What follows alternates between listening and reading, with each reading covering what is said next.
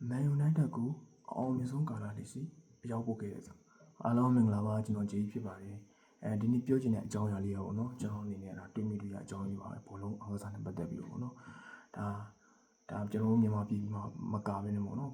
ကဘာတုံးမှာပေါ့နော်ဒီကဘာတုံးမှာ Man United ကိုဒါလူကြိုက်များခဲ့ရတယ်ပေါ့နော်အကြောင်းအရာတွေကိုဖြစ်စေခဲ့တယ်ဒါအများကြီးဆိုတင်ပေးခဲ့တဲ့ကစားသမားကြီးတယောက်အကြောင်းပြောချင်ပါတယ်အားလုံးလည်းရှင်းပြီးပါမယ်သူ့နာမည်ကတော့ Wayne Rooney ပဲဖြစ်ပါတယ်Rooney နဲ့ပတ်သက်ပြီးတော့ကျွန်တော်နော်Rooney ဟာဒါကျွန်တော်တို့မြန်မာပြည်သက်တွေကြားထဲမှာဆိုလည်းဒီ Rooney နဲ့ပတ်သက်ပြီးမသိတဲ့လူကတော်တော်ရှားပါတယ်ဒါဝင်းဟိုဒါနော်သဘောကျပါတယ်သူရဲ့ဒါပြင်းပြမှုတွေကြိုးစားအားထုတ်မှုတွေဒါအစွမ်းကုန်ကြိုးစားအားထုတ်မှုတွေပြီးရင်သူကကစားတဲ့အခါမှာလည်းသူက team player ဖြစ်ပါတယ်ဒါသူကတော့နော်ဒီသူတူဦးတဲ့တယောက်တည်းအတွက်မဟုတ်ဘဲနဲ့သူအသင်းအတွက်ဆိုရင်သူဟာနော်ဒါနံပါတ်8 role ကစားမယ်နံပါတ်10 role ကစားမယ်နော်ဒါသူကဒါတောင်းမှနဲ့ထွက်ဆော်နိုင်တယ် striker နဲ့တိုက်စစ်မှုလည်းကစားနိုင်ပါတယ်ပြီးရင်သူက force number 9နဲ့ဆော်နိုင်ပါတယ်သူကဒီ Rooney ပေါ့နော်သူရဲ့ဒါ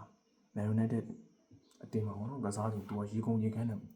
စွမ်းကိုပြည့်စက်ကစားခဲ့တာပါအဲ့ဒီလိုပဲသူရဲ့ကစားသမားဘောကိုပြောမယ်ဆိုရင်ကျွန်တော်တို့ကဒါသူ့ကိုတတိပြုတ်ခဲ့တယ်ပေါ့နော်ဒီ Man United ကိုမရောက်ရှိခဲ့ပြီသူကဒီ2000မှာဆိုလဲသူကဒီ Arsenal ပေါ့နော်ကျွန်တော်တို့ Arsenal ကိုသူကလှလှပပအဝေးကန်ချက်နဲ့သူဒါစပြီးတော့နော်ကိုသွင်းပြီးတော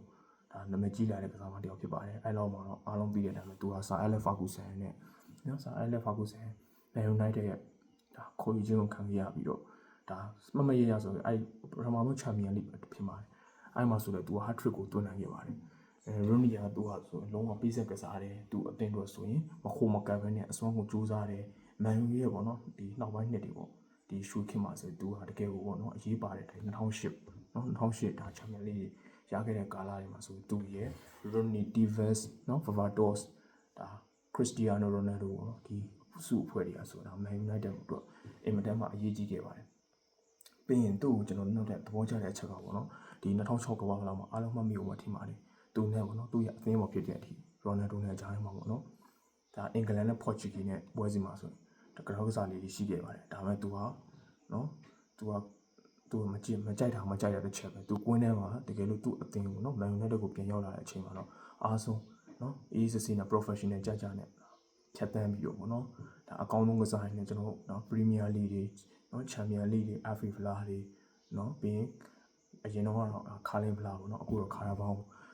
းဖလားတွေနော်ဟိုအဲ့လိုဖလားတွေအများကြီးတော့ပြီးရင်ကမ္ဘာကလပ်ဖလားတွေပေါ့နော်အဲ့လိုဖလားတွေကိုဒါ Cristiano Ronaldo နဲ့အတူပေါ့နော်သူကရယူနိုင်ခဲ့ပါတယ်သူက Man United အတွက်တော့ Man United ပြည်သက်တွေနော်မော်ဘန်ဒီကမ္ဘာလုံးဝရှိတဲ့ဒီကမ္ဘာလုံးဝရှိတဲ့ဒီဘောလုံးကိုချစ်တဲ့ပြည်သက်တွေအားလုံးပါဆိုသူ့ကိုအရင်သဘောကျပါတယ်ဘာဖြစ်လို့ဆိုတော့သူကစိတ်တက်ပြင်းပြထန်ထန်ကစားတယ်မခုမကဲရေကုန်ရေခမ်းတယ်ပေါ့နော်သူအတင်းအတွက်ဆိုရင်အစွမ်းကုန်စူးစမ်းအထောက်တဲ့ကစားမှာ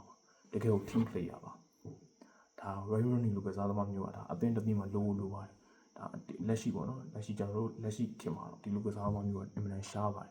Rooney ကသူကမခုမကန်ဘူးအစွမ်းကုန်ကြိုးစားအားထုတ်တယ်သူ့ကိုသူလည်းယုံကြည်မှုအပြည့်ရှိတယ်ပြီးရင်သူ့အသင်းတော်ဆိုရင်သူကရေကုန်ရေခမ်းစော့တဲ့ကစားသမားဖြစ်ပါတယ်